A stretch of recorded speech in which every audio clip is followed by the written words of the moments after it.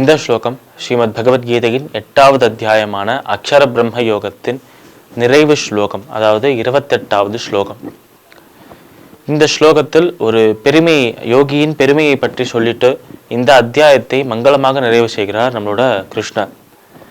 இந்த ஸ்லோகத்தில் நம்ம கிருஷ்ணர் சொல்ற விஷயங்கள், யோகியை பற்றி சொல்ல விஷயங்கள், வேதேஷு யக்ஞேஷு தபஸ்ஸு செய்வ, வேதங்களை படிப்பதினாலும் அந்த வேதங்களில் உள்ளபடி தங்களுடைய வாழ்க்கையை நடத்துவதினாலும், அந்த தர்ம வாழ்க்கையை நடத்துவதினாலும், யஜ்ஞங்கள் பல, ஹோமங்கள் பல செய்வதனாலும், தவங்கள் பல செய்வதனாலும் கிடைக்கும் அந்த பலன், அந்த ஒரு புண்ணியம், அதை யோகிகள் பகவானை நினைத்து கொண்டு அந்த க்ஷணமே அடைகிறா என்று சொல்றார் நம்மளோட கிருஷ்ணன்.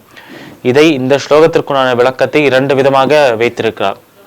ஒரு விதத்தில் எப்படி பார்க்கலாம் என்றால், இந்த ஒரு வேதங்களை படிப்பது, வேதங்களின்படி வாழ்க்கையை நடத்துவது, அந்த ஒரு யாகங்கள் யஜ்ஞங்களை செய்வது, அதோடு சேர்த்து தானங்கள் பல செய்வது, தர்ம வழியில் வாழ்க்கை, தர்ம நெறியில் வாழ்க்கையை வாழ்வது, இப்படியெல்லாம் இருக்கும் யோகிகள் பகவானை அடையறா, இப்படியெல்லாம் இருக்கும் யோகிகள் பகவானின் பக்தியை செய்து பகவானை அடையறா என்று வைத்துக் கொள்ளலாம்.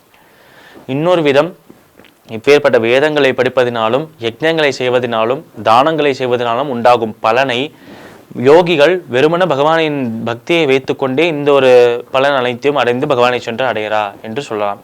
ஆனால் இந்த 2 விதத்தில் எப்படி அர்த்தத்தை வைத்து கொண்டாலும் இரண்டுத்தோட முக்கியமான கருத்து ஒன்றுதான். அது பகவானின் பக்தியில் இருக்கும் நபர் நிச்சயமாக பகவானை சென்று அடைவா என்பதுதான் சத்தியமான ஒரு கருத்து.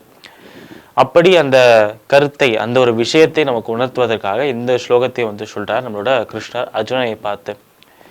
மேலும் நம்ம கிருஷ்ணர் அர்ஜுனனை பார்த்து சொல்ற விஷயங்கள், ஒரு பக்தனின் அந்த பெருமையை பற்றி சொல்லும்போது, ஒரு பக்தனுக்கு ஏதாவது ஒரு துயர் இருந்தது என்றால், ஏதாவது ஒரு சின்ன ஒரு கஷ்டம் வந்தது என்றால், அந்த கஷ்டத்தை அந்த பக்தனுக்கு தந்த நபர்களை நான் சும்மா விடமாட்டேன் என்று சொல்றார் நம்மளோட கிருஷ்ணன். இதற்கு ஒரு உதாரணமாக நம்ம எடுத்துக்கொள்வது பிரகலாதனின் சரித்திரத்தை எடுத்துக்கொள்ளலாம். அந்த பிரகலாதன் சிறுவனாக இருக்கும்போது தன்னோட தந்தை எவ்வளவு துன்புறுத்தினாலும் எப்பொழுதும் தன்னோட தந்தை மேலும் வெறுப்பு கொள்ளல, அதற்காக பகவானையும் விட்டு கொடுக்கல, இரண்டுத்தையும் பேலன்ஸ் பண்ணி இரண்டுத்தையும் சமமாக வைத்து கொண்டார் அந்த ஒரு சிறுவன். அப்படி துன்புறுத்துற தந்தை எப்பொழுதும் காத்து கொண்டிருக்கும் நாராயணன், 2 பேர் மேலேயும் எப்பவுமே ஒரு அன்பு இருந்து கொண்டே இருந்தாம் அவனுக்கு. ஆனால் தந்தை எவ்வளவுதான் துன்புறுத்தினாலும் அந்த தந்தையை நோக்கி ஏதாவது ஒரு கடுஞ்சொல் சொல்றதோ, இல்லை என்னை இவ்வளவு துன்புறுத்தினாயே உனக்கு நான் ரிவெஞ்ச் எடுக்கிறேன் என்று சொல்றதோ, இது எதுவுமே கிடையாது.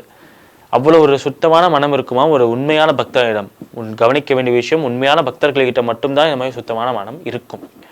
அப்படி ஒரு சுத்தமான மனம் இருக்கும் இந்த ஒரு சிறுவன் இப்படி சொல்லும்போது, எவ்வளவுதான் துன்புறுத்தினாலும் அந்த துன்பங்கள் எல்லாத்தையும் தாங்கி கொண்டு அந்த இறைவன் நம்மை காப்ப வருவார் என்ற ஒரு நம்பிக்கையோடு இருந்தது.